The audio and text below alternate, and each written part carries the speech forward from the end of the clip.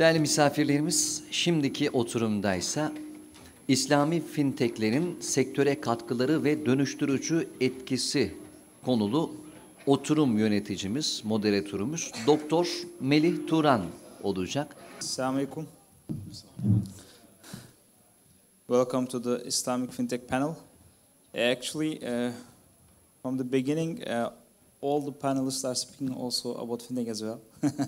It's interesting, but Islamic economics, academicians and scholars also now talking on fintech. But alhamdulillah, we have a special session on Islamic fintech. This is again Dr. Melih Turan, and I am the director of İKAM as well, and I am a founder of Islamic Fintech. Today we have very well equipped speakers actually, and I'm happy to gather them here in Istanbul. I will gonna just mention about the speakers and try to ask some questions. I have 3 questions for each panelist. If you have time, I can ask them. Abdul Haseeb, Basit is from UK. He's coming from UK. He's the co-founder of Elipses, and he is providing the global Islamic fintech report since 2018. I remember. He's providing the global Islamic fintech report and the data on Islamic fintechs.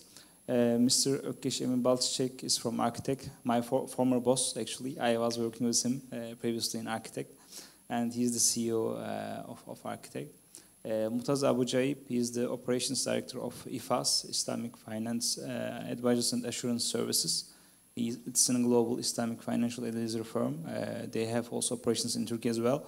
And Mr. Khaled, Fouad is the co-founder of Ethis Türkiye. Ethis Islamic crowdfunding platform. It's a global crowdfunding platform. Now, I will gonna start with Abdul Haseeb Basit. Actually, as you are providing since years the global Islamic fintech report, you have the data, you have all the data in the past, and can you give a brief snapshot on Islamic fintechs and how do you see the space on Islamic fintechs if you compare to the incumbent Islamic financial institutions? Okay. Bismillahirrahmanirrahim. Assalamu alaikum, everyone. Thank you to the organizers for inviting me all the way from London, and thank you, Dr. Melih, for your friendship and brotherhood as well, and having me here. We, as Dr. Melih said, we've been researching Islamic fintech since 2018. We started with a very simple landscape of understanding who are the companies in this space. In the very first year, we identified 110 companies globally, and since then we've been going into deeper and deeper analysis on this sector. Now, I believe in the very first panel this morning, it was said that one of the panelists said they don't believe. Dr. Omar said he doesn't believe in the term Islamic fintech. Well, the reason we do this research and we believe in the term is that we believe it's important to shine a light on what's happening and differentiate the application of Islamic finance with fintech, as he would describe it, as separate from what's happening in the conventional fintech space. Because this is Islamic fintech is fintech companies that are being set up with different principles from the very beginning. And so, what does the research show us? It shows us that the Islamic fintech sector in 2023 was 138 billion in transaction volume and expected to grow by 18% per year for the next 5 years, up to 306 billion by 2027. All of our research is freely available. You can download it from salamgateway.com, who's our media partner, and we publish this every year. And the next iteration of the research is already underway, and we, inshallah, hope to launch it in February next year. To your question, what does this research show us? What do we know about Islamic fintechs? Well, we have to look at the periods and level of innovation that's happening in this space. So in the very early days, and Ethis is one of the earliest incumbents in this space. Incumbent now, but disruptor at the time.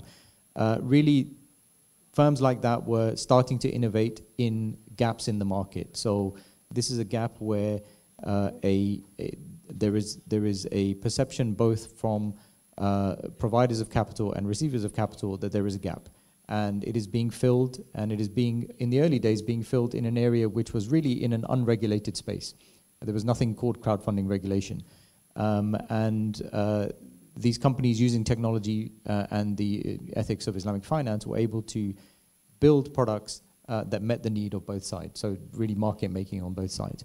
And then the innovation evolved. It evolved into what I would describe as business model innovation. So this is taking systems that existed already and applying technology to them. And so for an example of that would be a Hawala system already existed for many years, but companies were able to apply technology to it, make it more efficient, make it more accessible. Then we get into the phase of actual technological innovation. And this is where technology that didn't exist before started being applied. So of course, the smartphone is a prime example of that, being able to provide you with a service that you would need to go into a bank for and do manually on a smartphone. Further development of that was technologies such as blockchain, which emerged, which allowed for transparency, fractionalization, enhancements like this to a financial process, which then made them more appealing, more accessible, and new products to be developed. You can take that a step further with technologies like blockchain. You can actually say that blockchain has actually enabled the creation of truly native digital assets. Now, that's not something we've seen really take off and become mainstream yet, but I'm a big believer that in the future you will see that happen.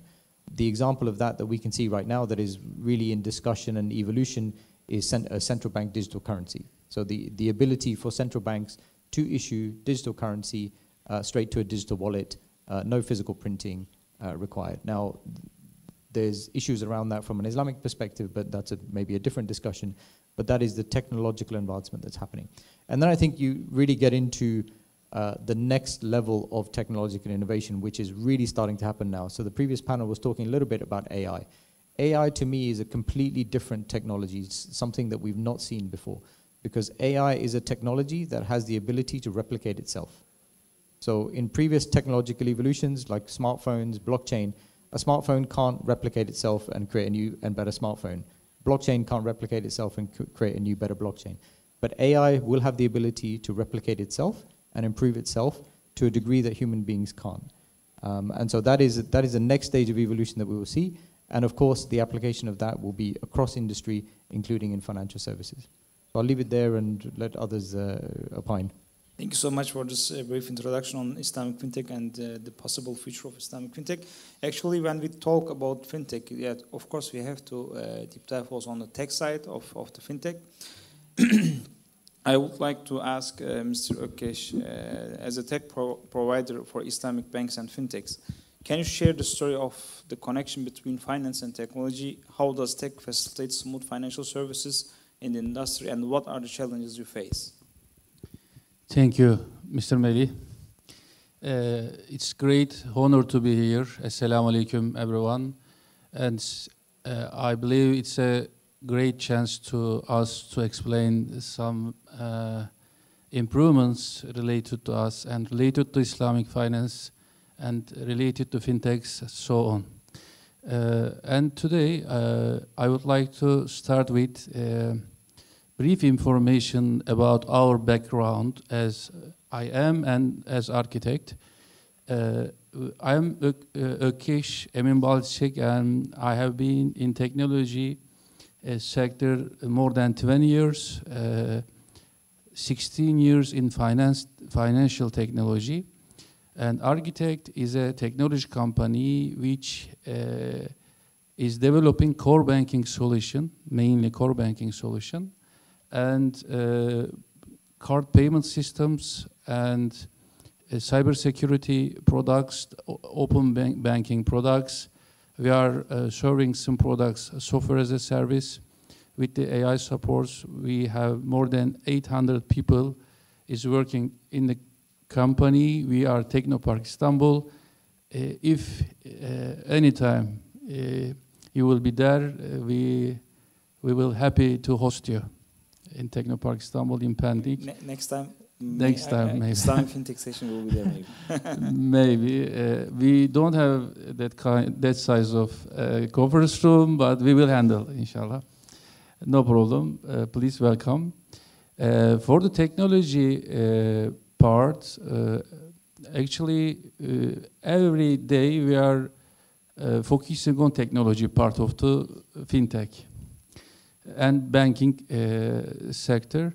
now 11 banks in Turkey are using our core banking solution, and 1 bank in Europe and 8 banks in Middle East are using our core banking and related solutions. These solutions based on Islamic finance. And we are happy to work this area. For the technology part, I believe the most complicated part is, again, human resource management. Why? Because when you need to develop great technology, when you want to have a great crucial technology, you need to have a talented, accumulated people, engineers, and you need to build a great team rounded with a good vision and belief. So the technology is complicated, human is complicated, so it's double complicated. What I recommend is here to this audience, if you want to set up a fintech, if you have a fintech, the first important point is solving, hiring, and building team problem. This is the first important thing. And another thing is charismatic leadership.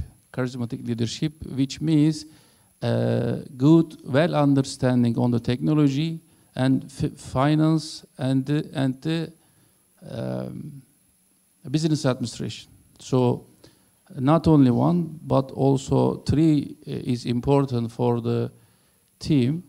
The technology, we are talking about digital technology, which means systems, networks, softwares, cables, mobile devices, and that kind of. We are not talking about health technology or industrial technology here, but for the finance, the most complicated one, another most complicated part is cybersecurity. If you are developing a normal software or solution, again, cybersecurity is a problem, but the financial sector, especially wealth management, especially transfers and that kind of things, you have to create the trust, your customer and employees. And cybersecurity needs too much time to understand, deep expertise to management. And it's actually, good news is it's analytic. It's a kind of analytic solution. It's not heuristic. The human is heuristic problem, but the technology part is analytical problem. So it means if you want to learn it, so you can learn it. So you just need the time. As a company or as a person, it's not a problem.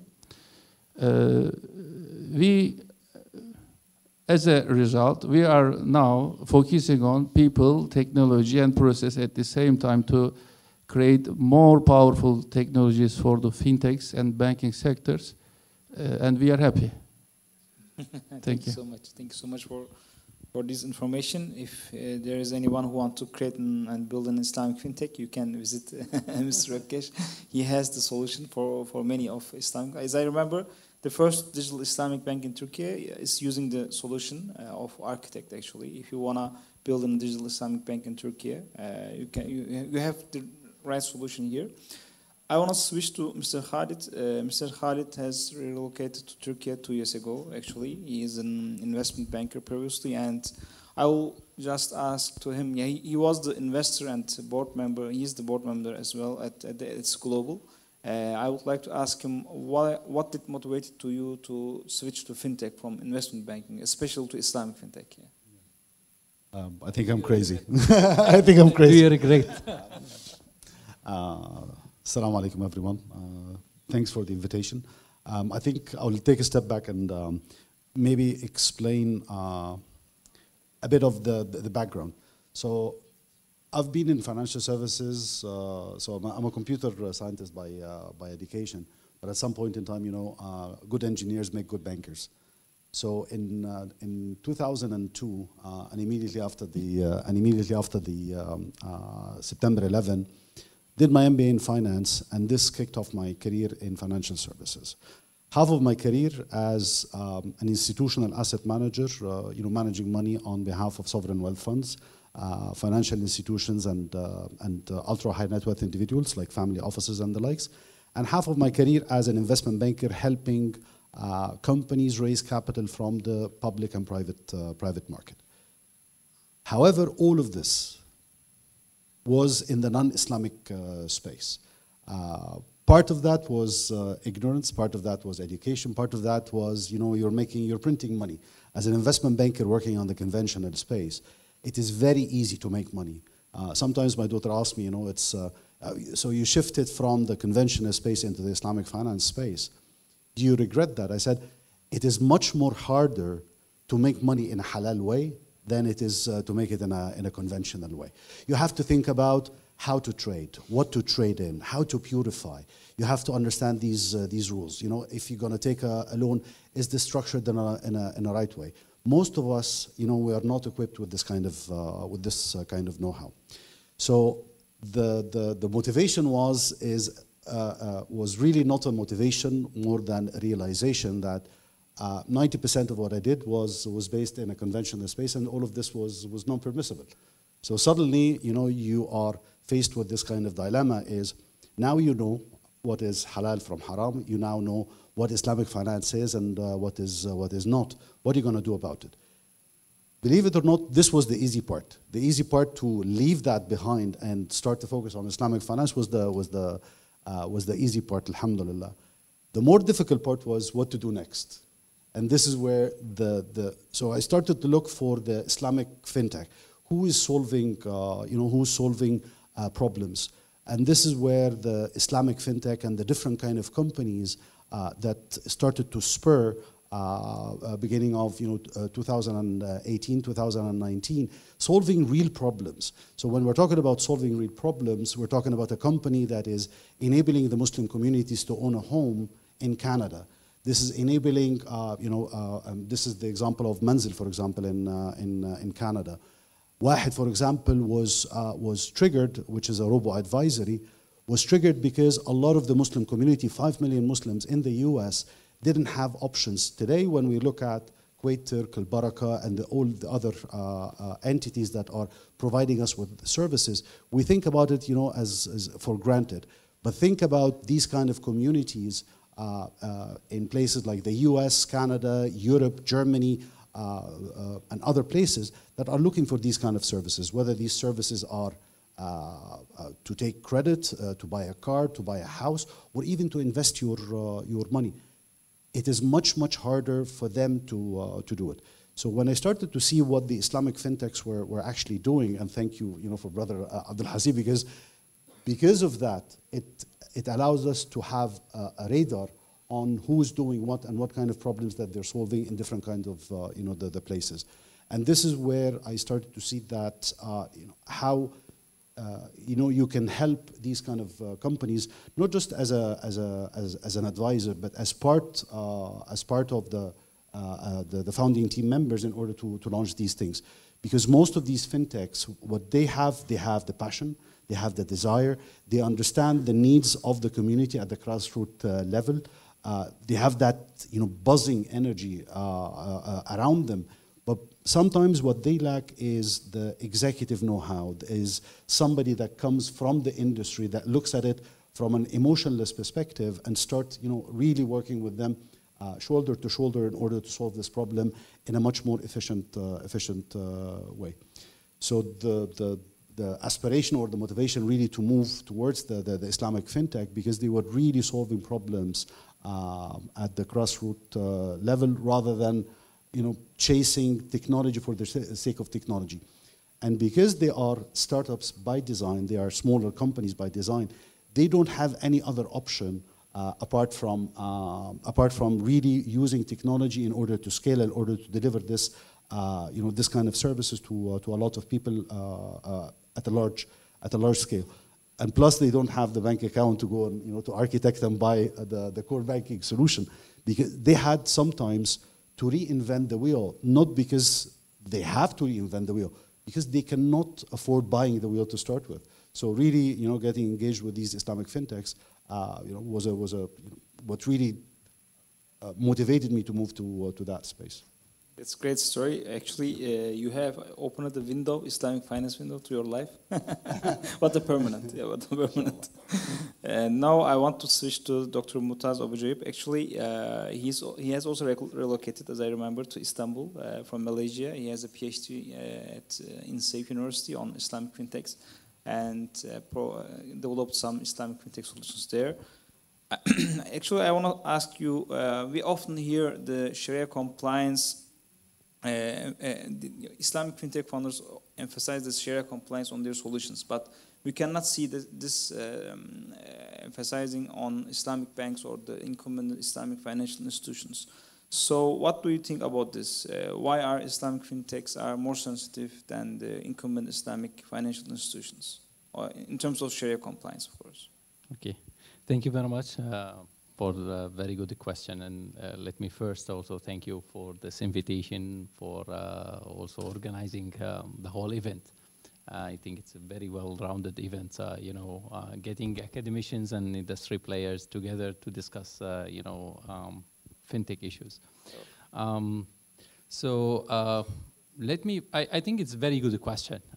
It's somehow with assumption, So I think we need first really to ask, are they less sensitive? Let's say, do you believe that Islamic banks are less sensitive to the Sharia compliance? Let me ask the audience here. Please raise your hand if you believe that Islamic banks are less sensitive to Sharia compliance than the Islamic fintechs. Can you raise your hand if you believe that they are less sensitive? Okay, few hands. Okay, who believe that Islamic fintechs are it's the inverse? Who believe that Islamic fintechs are less sensitive to the Sharia compliance? Okay, very few hands as well. So I will go with the assumption that the rest they are not decided on this, right? No, same. But or they are just asleep after the lunch. Yeah, just to note, brother. Just to note, in Turkey there are not so much Islamic fintechs that people are using. Maybe. Yeah. Yeah.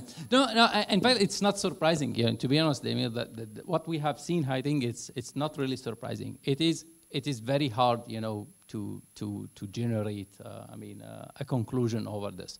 But I think that's also.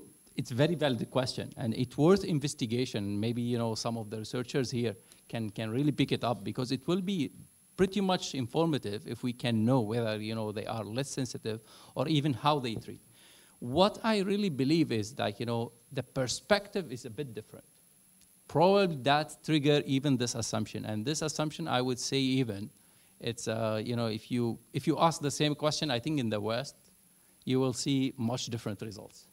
When you go to, in some communities, they would believe this, and it might be true there, it might not be true. But for me, the core of it is the perspective. When you look to the banks, banking is, by definition, is a pretty much regulated market. Right? It's a heavily regulated market, and the banks, they are in charge of a certain mandate, right? Deposit-taking institutions, and they are facilitating basically this intermediary through a very well-defined role, by definition. And they are competing with conventional banks, and this is a very important aspect that we need to remember always, right? They are, in most cases, they are in a disadvantage, I would say, to a certain extent, because of some regulations sometimes, and because of the cost of Sharia compliance as well, etc. So they tend to treat, in my view, I'm just expecting basically, that the core reason could be that because they look to the Sharia compliance, they are trained to look into things as a risk, right? They look to the Sharia compliance as Sharia non-compliance risk, and they treat it as any other risk at the bank, right? So they are built that way and they are treating that way. So that they will not really talk about it day and night. Of course, they may highlight it some aspects and they will try to ensure that it is Sharia compliant. And in my humble experience dealing with a lot of Islamic financial institutions, they do their best to be Sharia compliant. We might argue that they are failed to apply the Islamic economics theories, not being able to apply the musharaka, mudaraba, but at the end of the day, you need to look to it from business perspective. As a business, as a banker, you have, the regulator and the Sharia boards approve, let's say, tawarruq, though it could be controversial, it could be argued from an Islamic economics point of view that it does not bring the added value that we would like to see. But as far as it is Sharia compliant, it has been approved, you will go for it as a banker because you would like to save the cost. You would like to compete with your the conventional banks. The story is quite different in the fintechs, right? And what has been highlighted, basically, my dear fellows here, is quite compelling. So you see that fintech is driven by a demand, by a problem that they would like to solve, right? It starts always by a problem they would like to solve, by a demand. They are customer-centric, I would say, by nature. So by being customer-centric by nature, one, I would say, pretty obvious problem in many of the countries that there is a lack of Sharia compliant options, alternatives, investments, deposits, products. So at the end of the day, from that angle, they are like Sharia compliance become at the core part as a more of an engine sometimes to a certain extent. Plus, because they are as part of their innovative journey, they will look to it from that they would like to build it in, right from the beginning. So they are trying also to create a way to be Sharia compliance by having sort of innovation technology inside. So that means that it is at the core heart of them and of the business model that they are growing. And that would make Sharia compliant definitely at the care court, and they will always look to it and they will be very sensitive to it. So I believe at the end of the day, both they could be banks and fintechs, they collaborate and they could complete each other rather than compete. And both they could be as Sharia compliant as together. But still, I would say, it will be a bit different perspective, and that by nature of the institution, in my humble view. Yeah, thank you. Great discussion, actually, on the sensitivity. But I want to switch this discussion to maybe we call braveness or something this. Mr. Abdul Haseeb, I recently saw an advertisement on Wahid.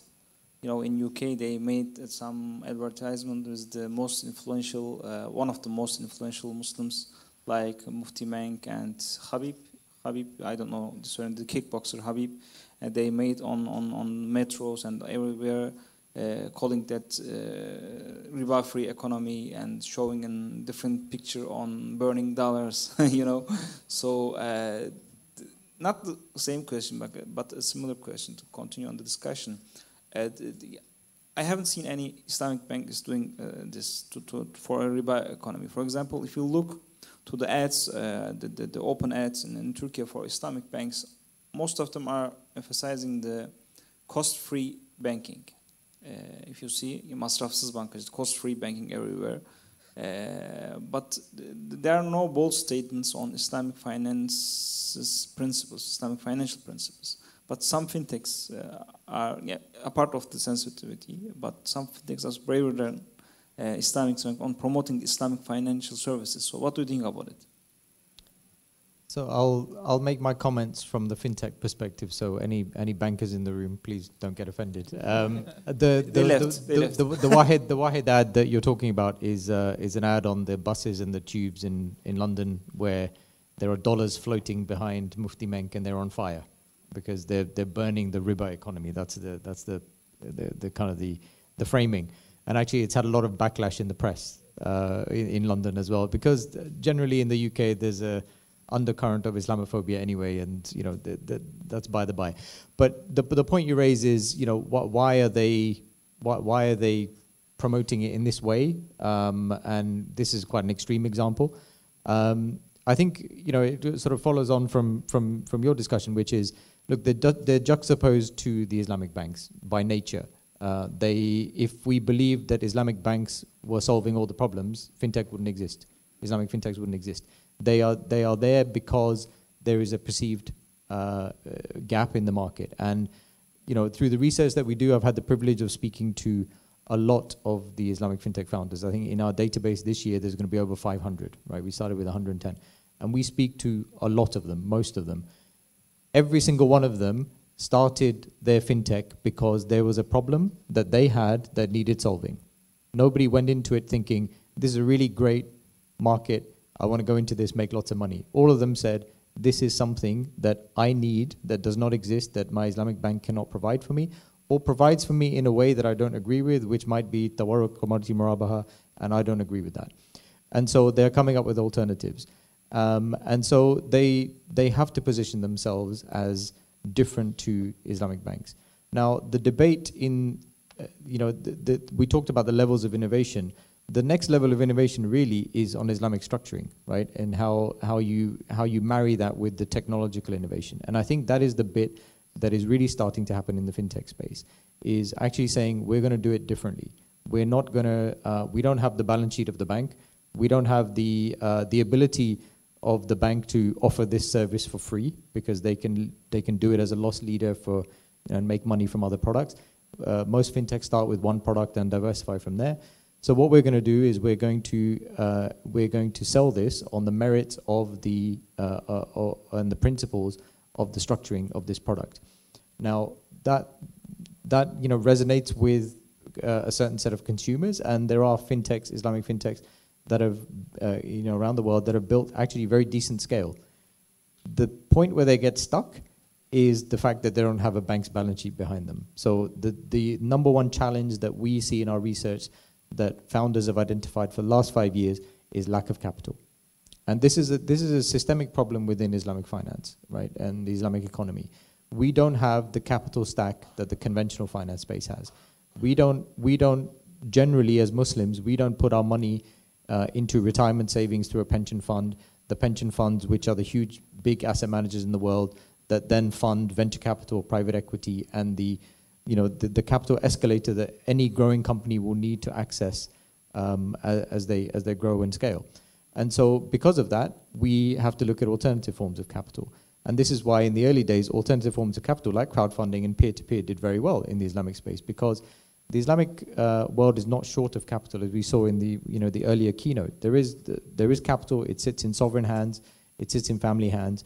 The job that we are trying to do, I think, as financial intermediaries in the Islamic finance space, is we are trying to make the most efficient route for capital to reach where it needs to go in the most efficient way and the most beneficial way. And I think technology is certainly helping that, but I think there is a very long way to go. If I had to put a number on it, I'd say we're less than 5% of the way there. Thank you so much for your highlights. Actually, I want to go again to the tech side of fintech. Since years, I believe that banking as a service and APIs are key important things for creating and building some fintechs, especially for Islamic fintechs. I want to ask Mr. Ökkeş, the connectivity between the banks and fintechs. What kind of solutions can get fintechs from banks with their APIs? You know, there are APIs, application programming interfaces that you can connect to the bank, you can connect to the fintechs. And what do you think about this connection between banks and fintechs, and what do you provide for this? Thank you again. Of course, if you want to collaborate between us as fintechs and Islamic banks, we need APIs. APIs are connection points of these institutions. Maybe you know, in Turkey, each bank has their API and they are now starting to do open banking.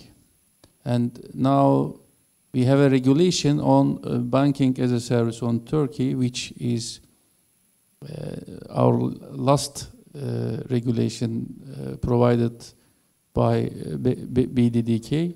So it's a quite popular topic for us to create service banks in Turkey. Maybe you heard about it. Getir and FIBA Bank is now doing in the conventional side, and now we are focusing on to do it in the Islamic side. How can we do it? It's technically possible. We have everything with API technology. We have Air API solution to get to have service banking infrastructure, but I believe it's the technology part is simple than the collaboration part, because most of business development cycle takes more than 6 months, maybe 1 year, 2 years. So as a technology part, we are ready for yesterday to do banking as a service, or open banking, or open finance, open insurance, and that kind of every open ideas or collaborations between fintechs, insurtechs, banks, and that kind of institution, governments. And I believe the most collaborative sector is finance sector in the world. Everything is connected. Everything is connected with APIs, SWIFT, maybe payment, internal payment, external payment, cross-border payment. So we have all of the integration points. Maybe in the technology side, there are a little bit enhancement. We need some enhancement on the API standards. There are lots of standards, UK banking standards, PSD2, KYK, and that kind of standards. But still, when we want to connect each other, we realize that we are not able to connect easily. For our according to our experience, we have to try more than 400 fintechs in Turkey with our customers. For Kuveyt Türk, for Vakıf Katılım, we have a connection between 40 or 50 fintechs in Turkey to our Islamic finance participation banks. They are all happy to connect, but as Hassan said in previous session, at the end of the day, the collaboration part is the hardest part, to generate some service, to generate some profit. It's the hardest part. I believe it needs to take time, but maybe the young generation, I would like to say the young generation here, they can try to understand what is API and what is the benefits of API for the every system, because it will be more popular in the next days. Everyone will talk on the APIs, not only in the fintech sectors, not on the banking sectors. Every sectors are talking APIs, chatbots, and that kind of things. And API is the key keywords, but key main point is not API. Key main point is collaboration. Thank you so much. Thank you. You are right. Actually, the regulation and collaboration is very important, since we built 6 years ago, when I was at Al Baraka, we built a digital Islamic banking service with APIs in Germany, in Berlin, in 2 months. all the stuff is finished in 2 months. We built with the Solaris Bank, the digital Islamic banking service in 2 months. And the regulation was ready, the collaboration was ready. But after 6 years, if you look to the Turkish ecosystem or Islamic finance or the OIC countries, this API issue in terms of technology is solved, but in terms of regulation and collaboration, unfortunately, it's not solved. So, Mr. Khaled, what do you think about the Islamic fintech industry in Turkey? You came here to build an Islamic fintech.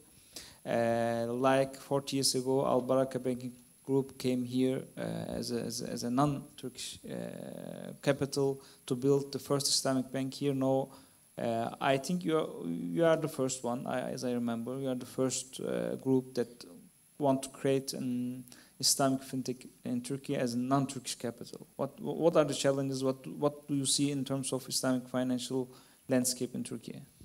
As you mentioned, Dr. Melih, so those people, I call them the forefathers. I have great respect for them. So those from Al Baraka and from Kuwait Turk, that late 80s, they had a vision. So whether Kuwait Turk came from Kuwait Finance House, and Al Baraka came from the Bahrain/Saudi Arabia. So they saw a market in this, and they remained uncontested from the late 80s up until there was a government drive, mid 2010, 2014 to be specific, where there is a government drive that some of the state banks had to have subsidiaries, Qatar Finance subsidiaries. So we started to see a new wave, Vakif Qatalim, Ziraat Qatalim, and Imlaq Qatalim. And then they continued uncontested, 3 state banks with the Islamic windows and foreign banks with some local capital. Up until in 2023, Central Bank issued 3 licenses for completely digital banks with no branches, so the banks of the future. 2 of them were Qatar Finance. So it tells you something about the dynamics of when it comes to Islamic finance in Turkey. It requires a bit of time until it settles in. So sometimes when you are overly innovative with a new business model, and I would like to also pick up on a point that was mentioned by Brother Abdul Haseeb, which is the innovation now is not in the technology part. It's not in the business model side. It's actually in the structuring. It's bringing together what you read in the textbook as far as Islamic finance. Everybody knows about murabaha. Everybody knows about, I'm assuming everybody that is interested in Islamic finance would know about how to do a mudaraba, how to do a musharaka, how to do a mudaraba. But to take that and solve a real problem, SME working capital finance, and how do you do that with a combination of technology, which is the tech side of fintech, but also with the structuring side within the context of the country. And this is where I think one of the value proposition as far as fintech is concerned is that the agility that they have and the innovation that they have, where they take that combination of structuring, understanding of the concept of Islamic finance, a business case that is driven by a market need, and with the technology they are delivering at the end a solution, whether that solution creates a marketplace. But to look at something like the crowdfunding, and to be very specific. So crowdfunding as a regulation came to the Turkish market. So the SEPIKA, which is the Capital Market Board of Turkey, issued the first crowdfunding in 2019. Since then, since 2019, for the share-based, you investing in startups and whatnot. And then in 2021, they had the debt crowdfunding, so allowing operators to come and issue debt instruments on behalf of companies. And as a regulatory body, they don't tell you exactly what to focus on. So they are allowing you to finance companies up to 5 years, and they have certain requirements. But they don't specifically tell you that these are the kind of companies that you need to focus on. This is what you as an operator should come up with. But since 2019 until today, 15 operators started, and some of them benefited from the first mover advantage, and some are currently entering into the market And it's the moment that you lose that first mover advantage, the harder it gets with every license that is being issued. On the other hand, the debt-based crowdfunding, which is where Islamic finance really shines. When it comes to equity investments, there are certain rules on what kind of companies that you invest in. But the real essence of Islamic finance, the different kind of financing instruments that are available, is really in the debt. So there is more room for innovation in the debt crowdfunding space, more than it is in the equity crowdfunding. The challenge usually is faced, by, I wouldn't say from a foreign capital coming to establish something here, is sometimes it's the time it takes and the effort it takes to operationalize a strategy document. So there is a strategy document as far as Catalan finance, 5-year strategy document. But in order to take that from just policies and overall strategy, and to take it down to the different capital market companies, the Mekekas of this world, the Kaos banks of this world, the payment gateways, in order to explain them something that they haven't seen, sometimes it's actually a negative or puts additional burdens on fintechs when they have an absolutely new idea. So sometimes you don't want to be the first in the market, but if you were the first in the market, you have a great chance to become a first mover in that market. Thanks so much, Mr. Khaled. I want to just switch quickly to the last question. I cannot ask all the questions because we are a lack of time and very limited, even for the director. So there's a debate, as you know, Dr. Moutaz, on DeFi and cryptocurrencies, crypto finance in terms of Islamic financial services and Sharia compliance. What do you think about it? How entrepreneurs in Islamic fintech can align with Islamic scholars, and how can we be on the same page with the scholars in terms of DeFi and cryptocurrencies? Thank you very much. I think it's a too difficult question to be answered in a very quick way. It's opening, I would say a whole debate and debatable area. But let me share with the audience the following. I think as a base, of course, as the cryptocurrency, it's still pretty much debatable subject among the scholars. And for me, I always look to the collective fatwa. It's like that where things will be settled, especially on things like affecting everyone, societies, and something related to money is pretty much affecting everyone.